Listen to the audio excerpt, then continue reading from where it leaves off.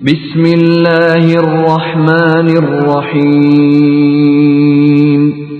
شروع اللہ کے نام سے جو رحمان و رحیم ہے۔ اللہ کے نام سے جو رحمان اور رحیم ہے۔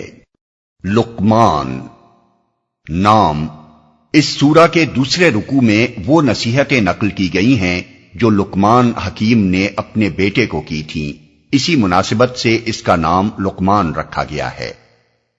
زمانہ نزول۔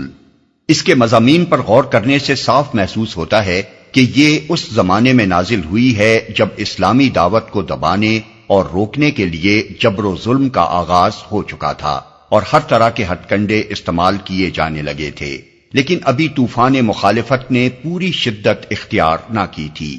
اس کی نشاندہی آیت 14 اور 15 سے ہوتی ہے، جس میں نئے نئے مسلمان ہونے والے نوجوانوں کو بتایا گیا ہے کہ والدین کے حقوق تو بے شک خدا کے بعد سب سے بڑھ کر ہیں، لیکن اگر وہ تمہیں اسلام قبول کرنے سے روکیں اور دین شرک کی طرف پلٹنے پر مجبور کریں تو ان کی یہ بات ہرگز نہ مانو۔ یہی بات سورہ عنکبوت میں بھی ارشاد ہوئی ہے، جس سے معلوم ہوتا ہے کہ دونوں سورتیں ایک ہی دور میں نازل ہوئی ہیں، لیکن دونوں کے مجموعی انداز بیان اور مضمون پر غور کرنے سے اندازہ ہوتا ہے کہ سورہ لقمان پہلے نازل ہوئی ہے، اس لیے کہ اس کے پس منظر میں کسی شدید مخالفت کا نشان نہیں ملتا۔ اس کے برعکس سورہ عنکبوت کو پڑھتے ہوئے محسوس ہوتا ہے کہ اس کے نزول کے زمانے میں مسلمانوں پر سخت ظلم و ستم ہو رہا تھا۔ موضوع و مضمون۔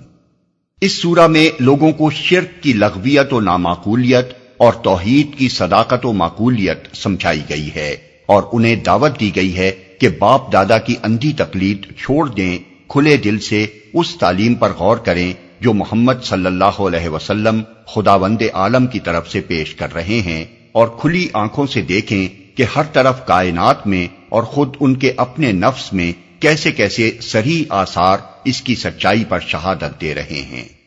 اس سلسلے میں یہ بھی بتایا گیا ہے کہ یہ کوئی نئی آواز نہیں ہے جو دنیا میں یا خود دیار عرب میں پہلی مرتبہ ہی اٹھی ہو اور لوگوں کے لیے بالکل نامانوس ہو۔ پہلے بھی جو لوگ علم و عقل اور حکمت و دانائی رکھتے تھے وہ یہی باتیں کہتے تھے جو آج محمد صلی اللہ علیہ وسلم کہہ رہے ہیں۔ تمہارے اپنے ہی ملک میں لقمان نامی حکیم گزر چکا ہے، جس کی حکمت و دانش کے افسانے تمہارے ہاں مشہور ہیں، جس کی ضرب الامثال اور جس کے حکیمانہ مقولوں کو تم اپنی گفتگوؤں میں نقل کرتے ہو، جس کا ذکر تمہارے شاعر اور خطیب اکثر کیا کرتے ہیں۔ اب خود ہی دیکھ لو کہ وہ کس عقیدے اور کن اخلاقیات کی تعلیم دیتا تھا۔